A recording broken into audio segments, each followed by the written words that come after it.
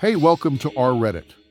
It was a bright Saturday morning at the Maple Grove Farmers Market, a popular weekend destination for locals seeking fresh produce, artisanal goods, and handmade crafts. The market, located in the heart of the town square, was bustling with activity. Stalls lined with colorful fruits and vegetables, homemade jams and jellies, freshly baked bread, and vibrant flowers created a picturesque scene. Karen Walker, a longtime resident of Maple Grove, arrived at the market with a sense of purpose. Known for her penchant for perfection and her tendency to micromanage, Karen had recently joined the Farmers Market Committee. She believed the market needed a firmer hand to maintain its charm and appeal. As Karen strolled through the market, she eyed each stall critically. Her first target was the stand run by the Johnson family, who sold organic vegetables. Their produce was always popular, but today, Karen noticed a few wilted leaves on the lettuce and a slightly bruised tomato. Karen marched up to Mr. Johnson, her heels clicking sharply on the pavement.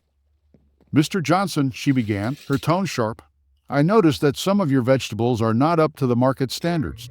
We can't have customers buying wilted produce." Mr. Johnson, a kind-hearted man in his 60s, looked taken aback. "I'm sorry, Karen.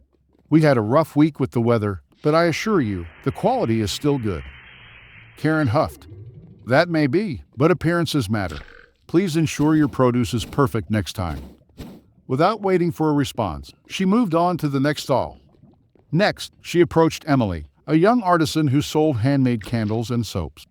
Karen picked up a lavender-scented candle, sniffing it delicately before turning to Emily. "Emily, these candles are lovely, but I noticed the labels are slightly crooked. Presentation is key, and we need everything to look perfect." Emily blushed, clearly embarrassed. "I'm sorry, Karen. I'll fix them right away." Karen gave a curt nod and continued her inspection. She moved from stall to stall, pointing out minor imperfections and offering unsolicited advice. The vendors, though annoyed, complied with her demands, knowing she was now a key figure in the market's organization. As Karen made her way through the market, she noticed a new vendor setting up a stall at the far end.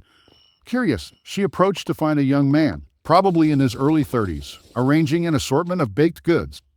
The sign above the stall read, "Sam's Sourdough Delights." "Hello," Karen said, her tone brisk. "I'm Karen Walker from the Farmers Market Committee. I don't recall approving a new vendor for today." Sam looked up, a friendly smile on his face. "Good morning. I'm Sam. I was told there was an opening, so I thought I'd give it a shot." Karen frowned.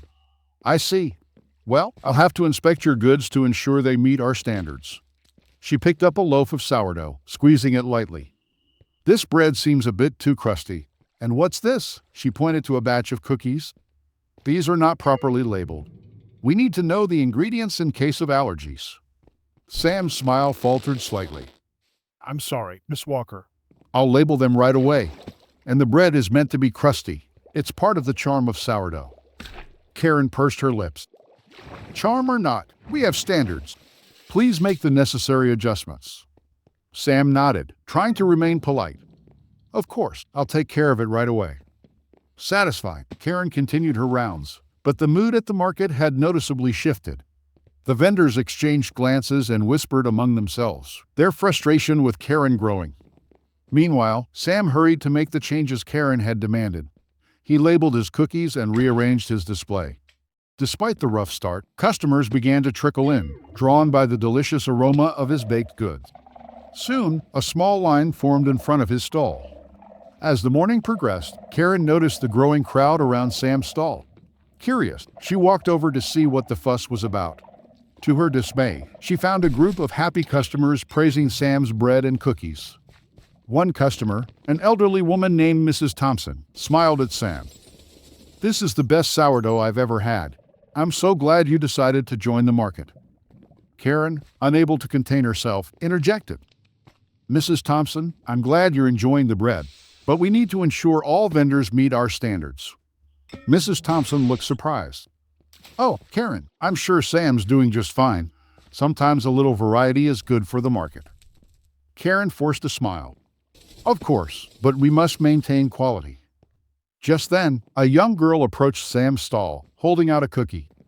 "Excuse me, sir, but my mom says these cookies are the best. Can we buy some more?" Sam's smile returned. Of course, sweetheart. How many would you like? Karen watched as Sam effortlessly charmed the customers, her frustration mounting. She prided herself on keeping the market perfect, but Sam's success seemed to undermine her efforts. As the day drew to a close, Karen decided to take one last walk around the market.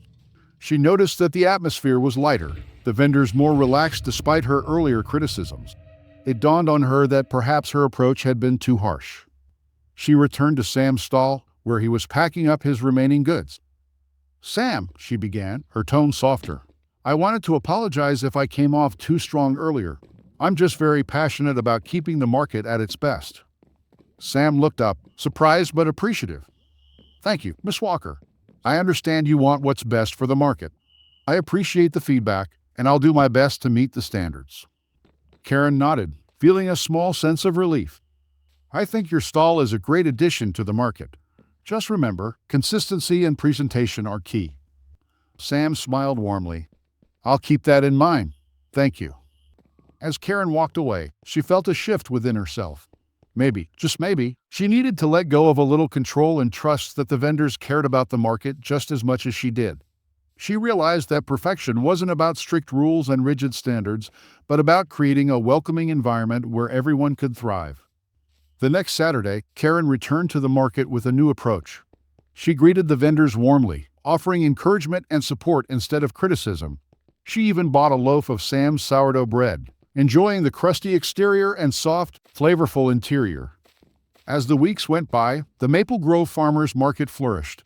The vendors appreciated Karen's newfound positivity, and the community thrived under her more relaxed and supportive leadership.